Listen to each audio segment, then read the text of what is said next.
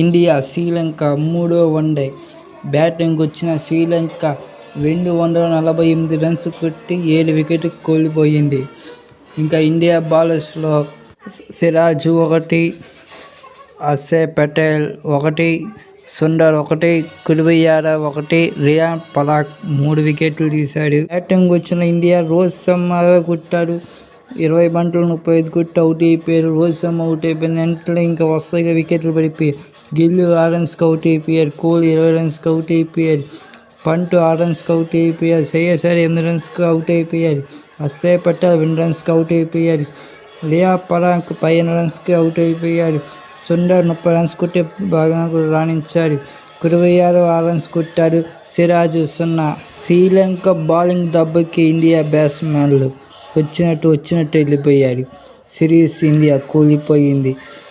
Sri Lanka 2, Bharat 0.